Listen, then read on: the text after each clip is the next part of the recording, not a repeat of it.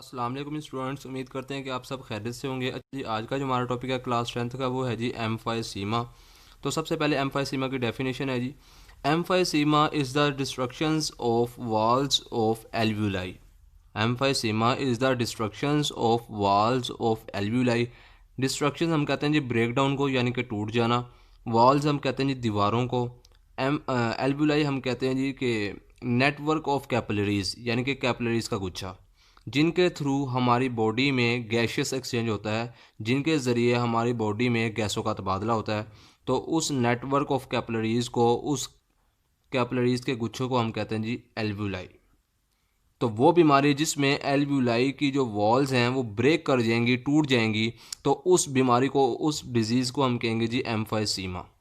अब हम इस डेफिनेशन को एक डायग्राम के थ्रू समझ लेते हैं। फॉर एग्जांपल, ये हमारे पास लंग्स के अंदर ये जो सर्कुलर फॉर्म में जो स्ट्रक्चर नज़र आ रहा है, ये हमारे पास एल्व्यूलाई है।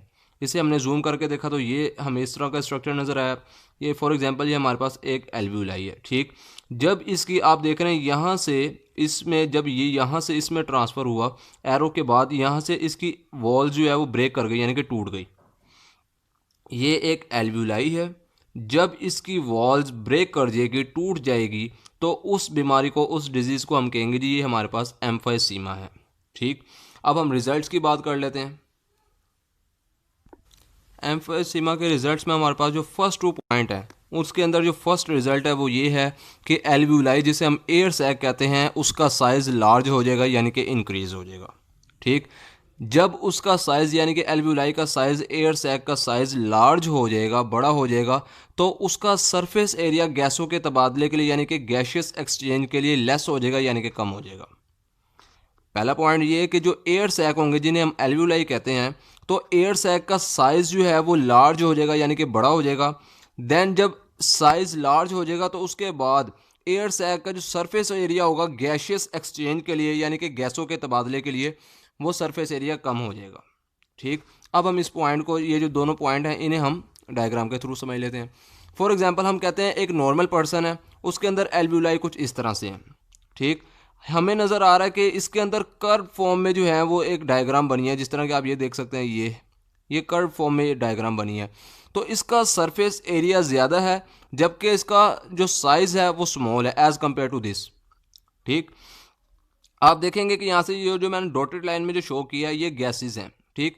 पहले गैसेस आएंगी, यहाँ से एंटर हुई, देन फिर उसके बाद कर्व्ड फॉर्म में गैसेस जो हैं वो मूव करेंगी। लेकिन यहाँ पे क्या है, यहाँ पे ये एम्फाइसीमा के पेशेंट का एल्व्यूलाई है, तो यहाँ पे क्या होगा कि जो कर्व फॉर्म है वो ख़त्म हो जाएगी, यानी कि जो एयर सैक होगा, जो एल्व्यूलाई होगी, उसका साइज़ जो है वो इंक्रीज़ कर जाएगा, यानी कि लार्ज हो जाएगा, जबकि सरफेस एरिया लेस हो जाएगा, यानी कि कम हो जाएगा। फॉर एग्जांपल, यहाँ से गैसेस आएंगी इस तरह से मूव करके, ये सर्कुलर फॉर्म में मूव करके, और यहाँ से बाहर। लेकिन यहाँ पे क्या होगा, यहाँ पे गैसेस जो होंगी वो कर्व्ड फॉर्म में मूव करेंगी। तो हम कहेंगे कि इसका सरफेस एरिया ज़्यादा है, जबकि इसका जो साइज़ है वो स्मॉल है। जबकि एम्फाइसीमा का जो पेशेंट है, उसका जो एल्व्यूलाई का जो सरफेस एरिया है वो स्मॉल है, जबकि एयर सैक, यानी कि एल्व्यूलाई का जो साइज़ है वो बड़ा है। एयर सैक हम बेसिकली एल्व्यूलाई को ही कहते हैं, ठीक। फॉर एग्जांपल, अब हम इन दोनों को, सरफेस एरिया और साइज़ को, हम एक और डायग्राम के थ्रू समझ लेते हैं। हम कहते हैं हमारे पास ये 2 डायग्राम्स हैं। हम कहेंगे कि ये नॉर्मल पर्सन की डायग्राम है, ठीक, और ये जो है ये एम्फाइसीमा की है, नीचे वाली जो है। इसका सरफेस एरिया हमें लार्ज नज़र आ रहा है, ठीक, जबकि साइज़ जो है वो स्मॉल है। इसका हम, और जबकि इसका जो सरफेस एरिया है वो स्मॉल है, जबकि साइज़ जो, अगर हम साइज़ की हम बात करें तो हम कहते हैं जी साइज़ जो है इसका थोड़ा सा लार्ज है, ठीक। तो हम कहेंगे कि इसका सरफेस एरिया ज़्यादा है, जबकि इसका सरफेस एरिया कम है। इसका सरफेस एरिया क्यों ज़्यादा है? क्योंकि गैसेस आप देख रहे हैं कर्व्ड फॉर्म में मूव कर रही हैं इस तरह से। लेकिन यहाँ पे देखें आप, जो एम्फाइसीमा का जो पेशेंट है, उसके अंदर जो गैसेस मूव कर रही हैं वो स्ट्रेट लाइन में मूव कर रही हैं। तो इस वजह से हम कहेंगे कि जो एम्फाइसीमा का जो पेशेंट होता है, उसके एल्व्यूलाई, यानी कि एयर सैक्स का साइज़ जो है वो लार्ज हो जाता है, जबकि सरफेस एरिया गैसों के तबादले के लिए कम हो जाता है। लेकिन जो नॉर्मल पर्सन होता है, उसके अंदर जो एयर सैक का साइज़ जो होता है वो स्मॉल होता है, जबकि सरफेस एरिया गैसों के तबादले के लिए वो लार्ज होता है।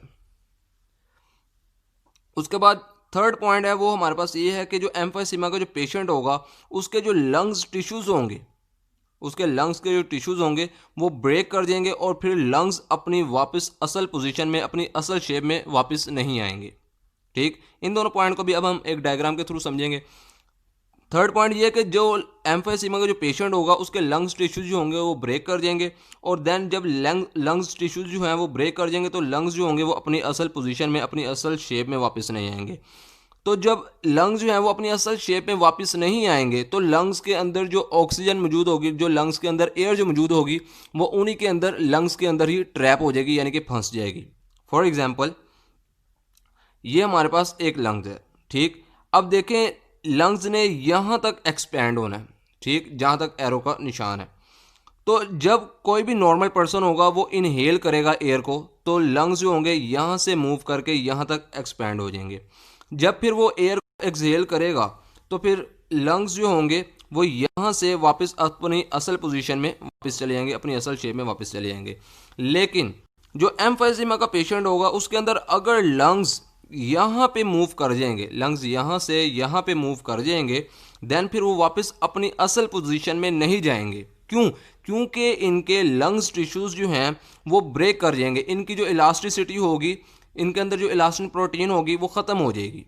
ठीक, तो इसी वजह से जब लंग्स अपनी असल पोजीशन में वापस नहीं जाएंगे तो लंग्स के अंदर जो एयर मौजूद होगी, जो हवा मौजूद होगी, वो लंग्स के अंदर ही ट्रैप हो जाएगी, यानी कि लंग्स के अंदर ही फंस जाएगी। अब अगर हम कॉजेज़ की बात करें एम्फाइसीमा की, तो एम्फाइसीमा का जो मेन कॉज है वो है जी सिगरेट स्मोकिंग। यानी कि जो पर्सन स्मोकिंग करते हैं, जो लोग सिगरेट पीते हैं, उनमें एम्फाइसीमा के चांसेस ज़्यादा हैं। ठीक है, उनमें एम्फाइसीमा की डिजीज़ होने के चांसेस ज़्यादा हैं। अगर हम सिम्टम्स की बात करें तो फर्स्ट सिम्टम है जी शॉर्टनेस ऑफ ब्रेथ, यानी कि सांस लेने में उन्हें मुश्किल होगी जो एम्फाइसीमा के पेशेंट होंगे। फिर जो एम्फाइसीमा के जो पेशेंट होंगे उनमें थकावट होगी, वो अपने आप को थका थका फील करेंगे, यानी कि वो थकावट फील करेंगे, थकावट महसूस करेंगे। तो फटीग का उर्दू में मीनिंग होता है जी थकावट। जो एम्फाइसीमा के पेशेंट होंगे वो थकावट महसूस करेंगे। उसके बाद होता है जी थर्ड जो सिम्टम है वो है जी रिकरेंट रेस्पिरेटरी इन्फेक्शन। रिकरेंट मतलब कि बार बार होना, रेस्पिरेटरी इन्फेक्शन यानी कि रेस्पिरेटरी ट्रैक से रिलेटेड, लंग से रिलेटेड जितने भी इन्फेक्शन होंगे वो उन्हें बार बार होंगे, थोड़े थोड़े अरसे बाद होंगे उन्हें। ठीक है, उसके बाद थर्ड लास्ट पे आ जी वेट लॉस, यानी कि जो एम्फाइसीमा के जो पेशेंट होंगे उनका वेट लॉस होता रहेगा, यानी कि वो दिन ब दिन वीक होते रहेंगे, और जब वो वीक होते रहेंगे तो उनका वज़न भी कम होता रहेगा। उसके बाद जी एक्सप्लेनेशन है। एक्सप्लेनेशन में जो फर्स्ट पॉइंट है वो ये है कि एम्फाइसीमा के सिम्टम्स जब अपेयर होना शुरू हो जाएंगे, जो एम्फाइसीमा का जो पेशेंट होगा जब उसमें एम्फाइसीमा के सिम्टम्स यानी कि अलामात अपेयर होना शुरू हो जाएंगे, यानी कि अलामात जब जाहिर होना शुरू हो जाएंगी, तो उस टाइम तक एम्फाइसीमा का जो पेशेंट होगा उसके लंग्स टिश्यूज़ जो होंगे वो 50 to 70% डैमेज हो चुके होंगे, यानी कि ख़त्म हो चुके होंगे। एम्फाइसीमा का जो पेशेंट होगा जब उसमें एम्फाइसीमा के सिम्टम्स जाहिर होना शुरू हो जाएंगे तो उस टाइम तक उसके लंग्स टिश्यूज़ जो हैं वो 50 to 70% डैमेज हो जाएंगे, यानी कि उसके 50 से 70% जो लंग्स टिश्यूज़ होंगे वो ख़त्म हो चुके होंगे, ख़राब हो चुके होंगे। उसके बाद है जी कि level of oxygen in blood is so low, यानी कि जो एम्फाइसीमा का जो पेशेंट होगा उसके अंदर जो ऑक्सीजन का लेवल होगा वो बहुत कम होगा, उसके ब्लड में ऑक्सीजन लेवल बहुत कम होगा। एम्फाइसीमा का जो पेशेंट होगा उसके ब्लड में ऑक्सीजन का जो लेवल होगा वो बहुत कम होगा। उसके बाद लिखा है जी क्रॉनिक डिजीज़। एम्फाइसीमा एक क्रॉनिक डिजीज़ है, क्यों? क्योंकि ये एक देर तक रहने वाली डिजीज़ है। उसके बाद है जी इरिवर्सिबल डिजीज़। इरिवर्सिबल डिजीज़ मतलब जब भी एम्फाइसीमा का जो पेशेंट होगा जब उसमें सिम्टम अपेयर होना शुरू हो जाएंगे तो यानी कि इसका मतलब है उसके 50 to 70% लंग्स टिश्यूज़ डैमेज हो चुके हैं, और जब उसके 50 to 70% जो लंग्स टिश्यूज़ जो हैं वो डैमेज हो चुके होंगे तो वो दोबारा रिकवर नहीं हो पाएगा। इरिवर्सिबल डिजीज़ का मतलब ये है कि वो डिजीज़ जो दोबारा रिकवर ना हो सके। ठीक है, जो एम्फाइसीमा का जो पेशेंट होगा वो दोबारा एम्फाइसीमा की डिजीज़ से रिकवर नहीं हो पाएगा। ठीक, उसके बाद है जी ट्रीटमेंट में, तो फर्स्ट है जी कि ऑक्सीजन थेरेपी, यानी कि उसको आर्टिफिशियली तौर पे ऑक्सीजन दी जाती है। क्यों? क्योंकि उसके ब्लड में ऑक्सीजन का लेवल कम हो जाता है। उसके बाद है जी ब्रोंकोडाइलेटर उसको ट्रीटमेंट में उसको ब्रोंकोडाइलेटर वो यूज़ करता है। ब्रोंकोडाइलेटर का फंक्शन ये है कि ये ब्रोंक्यूल्स की जो वाल्स होती हैं ब्रोंकोडायलेटर का फंक्शन ये है कि ब्रोंक्यूल्स की जो वॉल्स होंगी, ब्रोंकोडायलेटर उसे डायलेट कर देगा, यानी कि फैला देगा, उसका साइज इंक्रीज कर देगा ताकि गैशियस एक्सचेंज जो है वो इजीली हो सके। उसके बाद है जी एंटीबायोटिक्स। एम्फीसीमा का जो पेशेंट होगा वो एंटीबायोटिक्स यूज़ करेगा ताकि उसकी वो बॉडी में जो बैक्टीरिया वगैरह जो हैं वो एंटीबायोटिक्स जो हैं वो उन बैक्टीरिया को किल कर सकें, उन बैक्टीरिया को ख़त्म कर सकें।